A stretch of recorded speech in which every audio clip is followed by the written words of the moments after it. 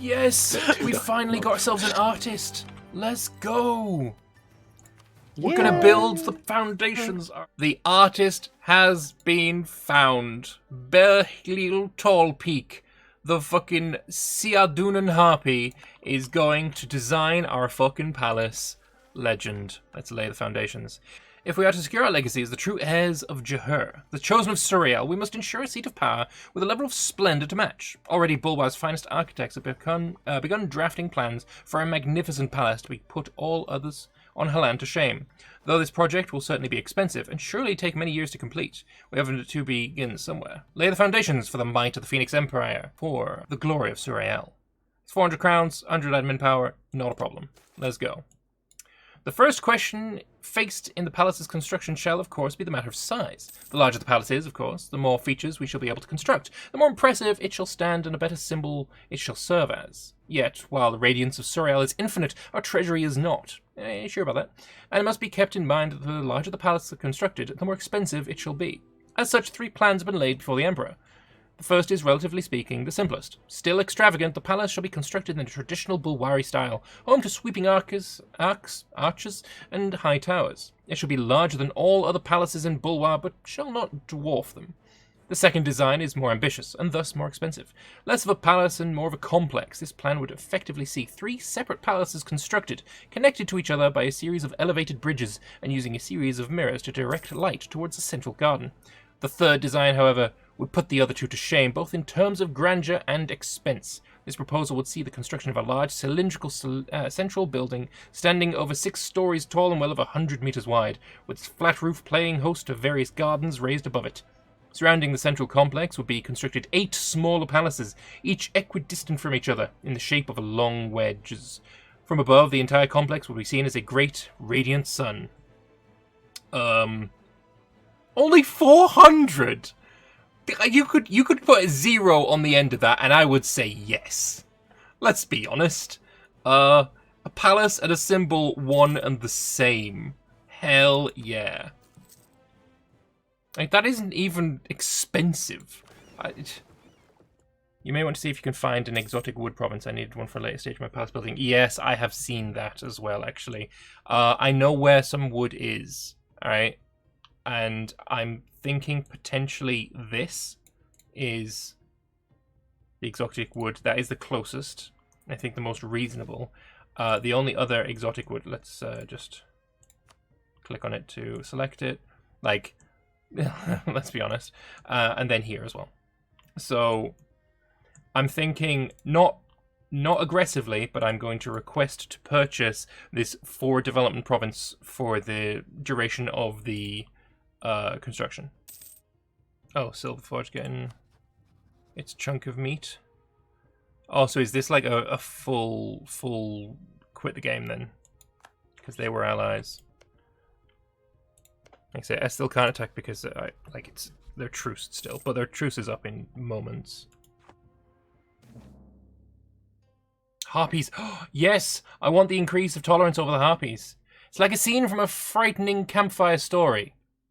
Harpies descend upon a village in one of our provinces, attacked it and let loose the, as it were, birds of war upon its innocent inhabitants. This has further worsened their already decreasing standing in the Phoenix Empire, and now the people of our country demand vengeance. But an argument can be made for instead focusing on repairing the affected area or trying to diffuse tensions. I am going to get that small increase of Harpy tolerance, because I do be requiring the integration of the Harpies. I need a Finrayan Harpy advisor, and that's it. Where is my Finrayans at? Give me that Finrayan. Give me that Finrayan. After the fall of Jahur's empire, the golden highway that spanned from Bulwar to Hales in the far east rotted away.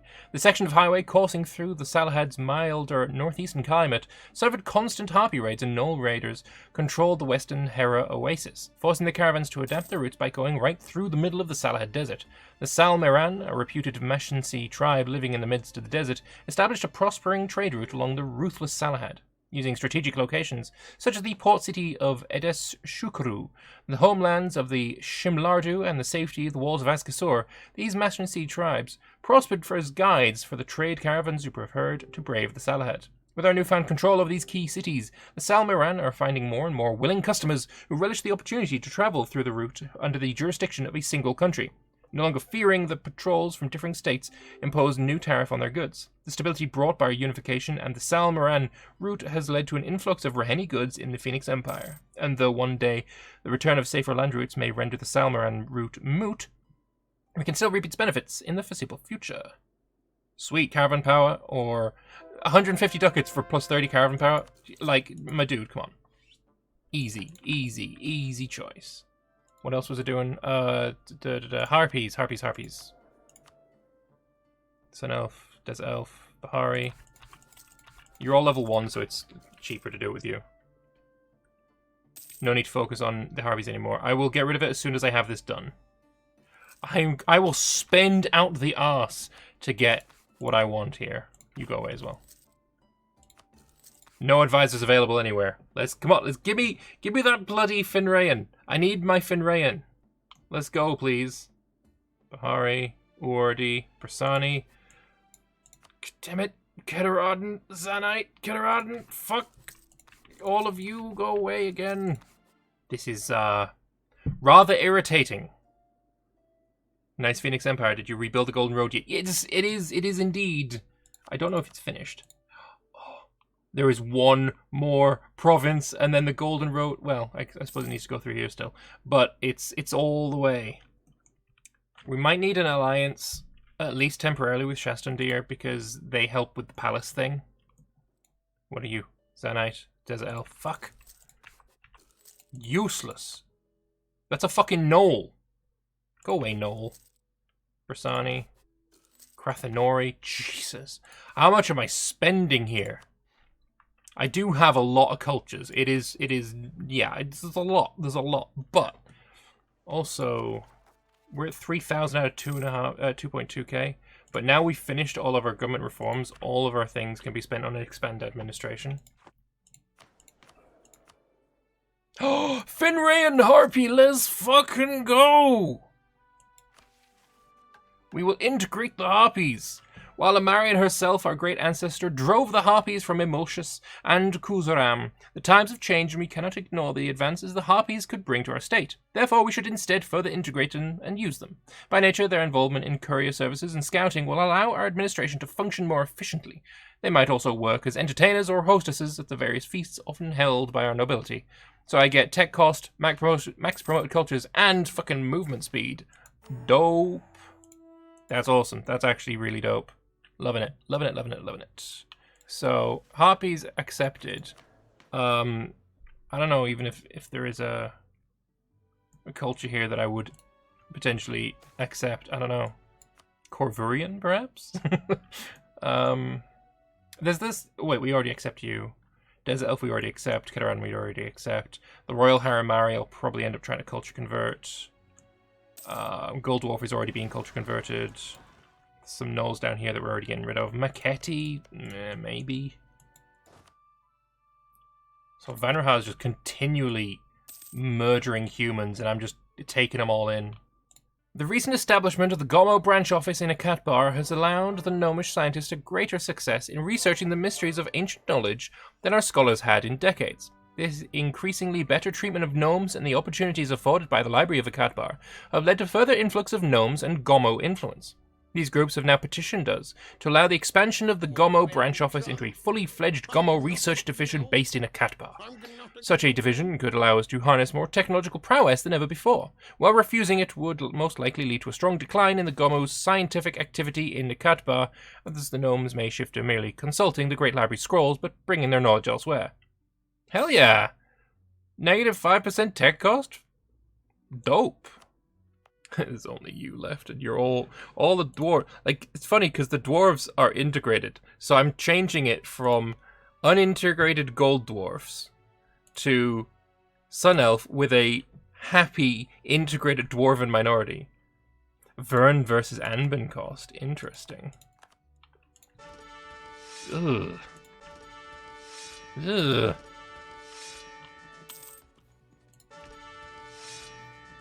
Oh god, these are all shit.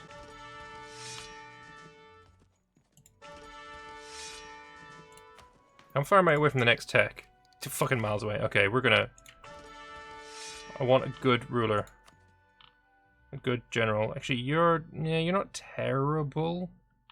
All of these guys, though, like, kindly fuck off. Jesus Christ.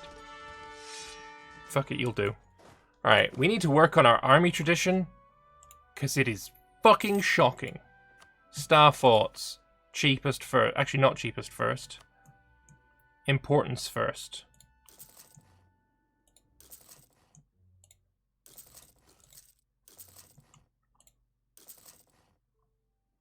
Coffee imports. I don't like coffee, but I'll take it. That's an important fort. That's going to be an important fort, but it's already building something. That's an important fort. We're just going to spend a bunch of money on upgrading our forts for a little while. What does this want me to do? The clergy want Drollicum to have a manufactory. You want Generdu to have production 15. That's a lot of money. Yep, no. Production 15 is easy. Generdu is right here. And Zabad is going to get dev cost.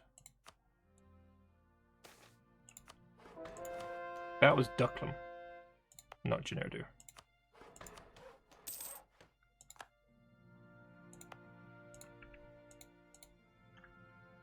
So yeah, this Anbennar cost our war. It looks like actually Vern does not have naval dominance this time. Hero's Vale is now no longer dwarven. Beautiful. He's attacking the reinforcements. He's won this battle. He's gotten to the 25,000 reinforcements there. This only had 9,000 cannons. Gonna get fucking crushed. Yeah, Vern is kicking ass. And it's only against Anbennar Cost and Laurent. I mean, they do be trying. I think they landed more troops in there, probably. Possibly, even. Oh, that's far too late. Did they get locked in? No, but they're going to die now anyway. That was far, far too late. But it's not a player, so it doesn't matter. Then again, I mean, the losses were relatively even, you know. 68,000 versus 65,000, 68,000. So, I mean, Vern still actually lost more there, but obviously the cost of winning was higher. Or the cost of yeah, whatever, you know what I mean. The Empire lost. Let them weaken themselves while we smart Sun Elves stay away from the war, grow in strength economically and militarily. Let the humans kill themselves before they realize the true power of the Phoenix Empire. And the reason I'm building the forts as well is to keep my army tradition up. Fully maintained forts plus 32.32. I just need that to be up. We're not in a constant state of war, which is really hurting our army tradition. Oh, economic ideas are almost finished. That production efficiency is going to be dope. Let's fucking go. So that... paired with quality ideas for discipline, with trade ideas for trade efficiency and production efficiency, with quantity for dev cost, land force limit modifier. I'm probably just going to take all 3 of those, honestly. Because I know I've got a free Diplo slot. Sorry, a free admin slot. And I don't really care about going over. I make so many points, it's kind of irrelevant. So other than, you know, fort maintenance, I won't take that probably, even though I do spend a lot on forts. Yeah, I think we're going to be fine. Let's go 1 month. There it is. Free market economics. Let's go. So we take the free market economics. Then we take the trade efficiency. And we take force limit, why not? Screw it. And we take the discipline. And next month, we'll check our money. 361. Trade at the moment is 281. Yeah, 361. It'd be awesome if we got to 400. That would be so dope. I don't think we're going to get to 400.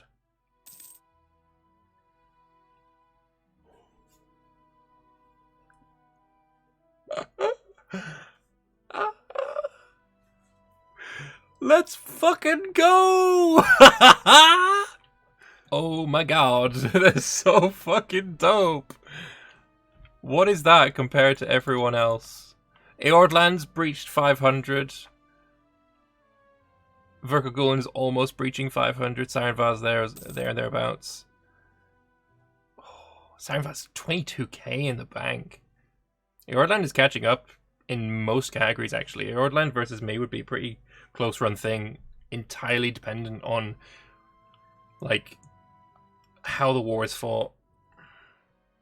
So another 2,000 ducats, thereabouts, and we'll have all our forts upgraded to where they need to be. Oh, again, he's attacked the reinforcements. They keep trying to go for the same province. Like, is that where his capital is? I don't see the crown. No, his capital is here. Only 110 discipline, but that's 7.2 morale. Wow. That is something else. I mean, again, he lost more men, though. So, who's going to be able to hold on to this the longest? 3,500 debt. He didn't do mad debt this time. Manpower 322,000. 135.99. Yeah. So he's doing okay. One could argue he may have this in the bag. It's interesting that he's not going any further. Like, he could go into these woods. They're defensive terrain. Like, ideally what he'd need is to get some military access from... Oh, wait, no, Plumwall's in the war against him. He'd need to go siege this, and get around to here, and then... Yeah, he can... He could just walk here, actually. If he walks to the Dame's Cross, he's fucking got it in the bag. Because this isn't going to stop him. This fortress isn't going to stop him. He could walk immediately to the Dame's Cross, hold here while he sieges this with another army. Obviously, the chance of them landing troops with boats is there. That's the danger, but fuck it. Hey, there he goes. Actually, Anbennar Cost actually just integrated him. Basically saying, look, actually, there's totally a route round here for you. I think now that this crossing point has been taken, I don't know if Anbennar Cost has got any ability to stand in the way of that. Oh my god, my income has just gone up, even though I've got, like, a bunch of new fortresses. It will probably go back down now that I've just built more army.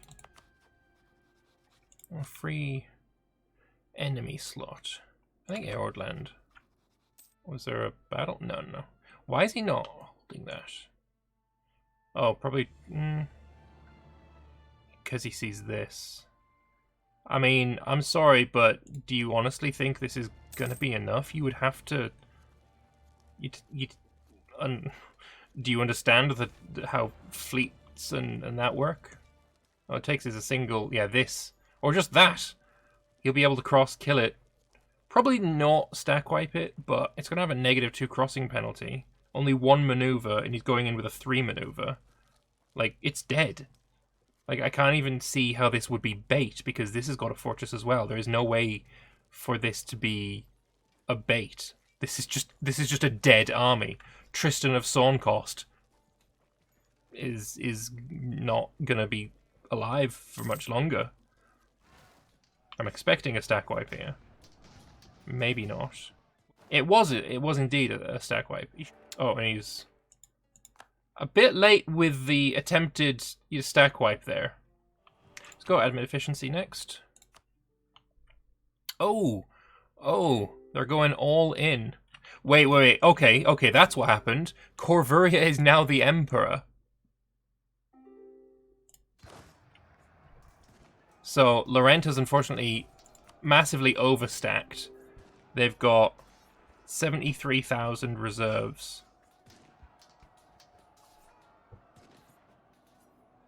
And again, he's just allowing himself to have his reinforcements cut off, unless he's not.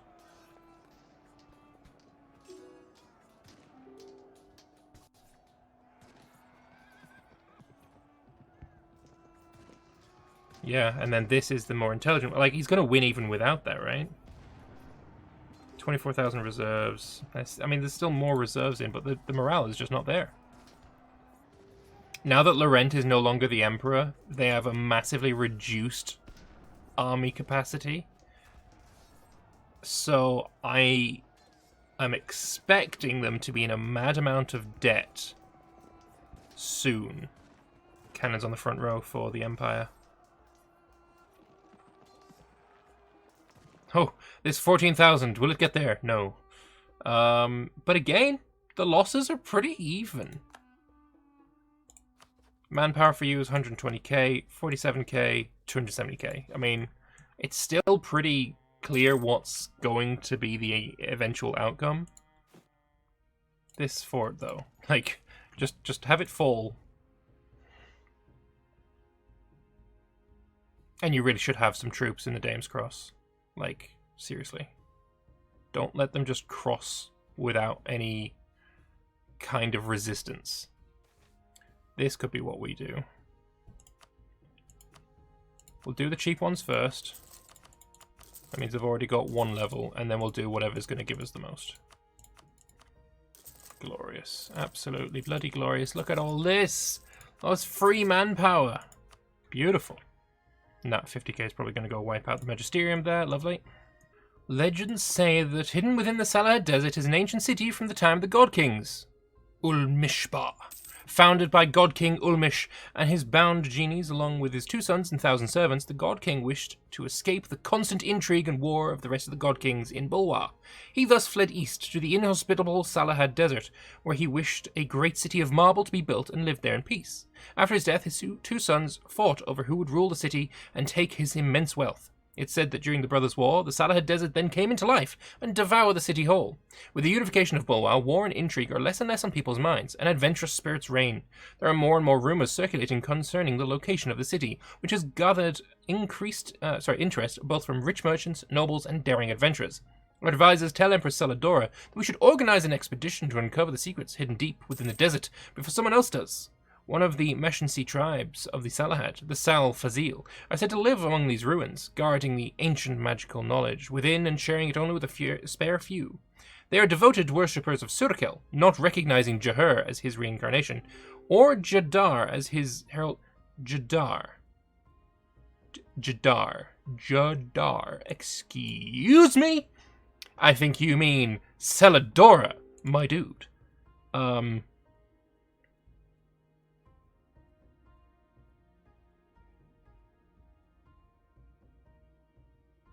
Yeah, 1,000 crowns. Fuck it. We'll wait like 1 month. I want the stuff. I want whatever it is here. Greater chances. Let's go. Yeah, I mean you've lost your chance. Like Anbennar cost, you've lost the war. What's the war score? 39. Only allied with Laurent. Oof. Biggest of oofs. Like if I was Anbennar cost, I'd be suing for peace right now. Like obviously they are not getting through the navy, right? This is all that Vern will ever be able to siege. However, like, at a certain point, you just gotta accept the L. Negative 40, is it gonna go to negative 100? The war goal is done, so there's gonna be another 12 there. So yeah, it's gonna be, he's gonna go below negative 50 and can be stab hit. How long is it gonna take him to give up? And that is a thick Estil now. They're going to be really scary the next time they go to war. Allied with the Eordland. Eordland's allied Vern, Estil, and Rezinkand. Interesting. Human refugees. Everyone's fucking murdering the humans. Kuran, Uleg, and Vanrahad is murdering humans, and I'm just like, I'll have those. But every time it happens, it increases my autonomy. Let's just lower that again. He's at negative 51. I don't know, what can he accept for... This is at +1 stability right now. How long is it going to take him? Your blood will make the soil I take from you all the richer. I mean, are you going to take any soil from me? Thank you for sending the Gnolls your way. They've been very productive. What do you even get from a Gnolls? Oh wow, that's so many Gnolls. Gnolls give you production modifier, manpower modifier, and trade power. That's actually not bad. It's not bad. But it was stipulated in Sun Cult teachings that Gnolls are fucking demons. We had a whole kind of Reformation thing going on about this, so yeah, fuck the Gnolls. Oof, what is this? Ulmisbar has been found! After various perilous adventures in the desert, our expedition has found a great mound of sand larger than any others in the midst of the Salahad. As they approached, they noticed tribal scouts observing them, and they were soon welcomed by the cautious Salfazil. Though they are reticent to let the expedition in, they do say they will not oppose the party with force of arms. Within the great hill of sand is a huge depression where the Salfazil settled, the buried palace, or Eklu Kebru. Tents, stony homes, and various buildings of human craft lit the area, and many nomads are watching the expedition with clear suspicion. As the party heads deeper into this makeshift village, they notice quite a few learned men and women studying the magical craft with ancient relics and reactives and reagents that even the accompanying magi know of only due to their extensive research of exotic magical components. As the expedition stops by an unearthed well whose world's supply of water is apparently unending, they're able to gather from the locals that Ulmishbar has 3 points of great interest that no one has yet been able to properly dig up and peer into. The Ulmish Palace, from which the God King reigns, a great library holding untold amounts of knowledge from ancient Bulwar, and a temple of a forgotten god of old Bulwar. Ah, shit. I don't know what to look at. Do I want to go in the library or the palace? Palace where he reigned, library, amounts of knowledge, and a temple. Go in the palace. Let's have a look in the palace. And unfortunately, we're going to have to wait until next session to figure out what actually is in that palace. Yeah, fun stuff. Oh, this war seems like it's over now. I don't know what he managed to take, actually. 2 territories, holy shit. But yeah, that was pretty dope, pretty fun, pretty happy with everything that went on in this session. We'll probably end up taking that in a moment, but it'll be next session. Yeah. Bulwar is united. We are the Phoenix Empire. We reign supreme over all Bulwar, and that's pretty dope. Not gonna lie, pretty happy with today's session. Yeah, we defeated a god king, Amasu. We went and fought Vanraha, united Bulwar, and we are making mad fucking bank. Really, really happy. Actually, my income might be going down because my fort maintenance has gone up by about 50 since I last looked. That could totally be it. I want to thank you all very much for watching, and just a reminder, these videos take a lot more time and effort to produce than my previous style of work, so if you would like to show your appreciation for the increased effort by supporting me on Patreon, that would be totally dope. If not, that's also fine. I hope you guys are enjoying the series, and I hope to see you all in the next video, where we'll figure out what's in this tomb place. Should be a fun one, I hope. See you then. Bye-bye.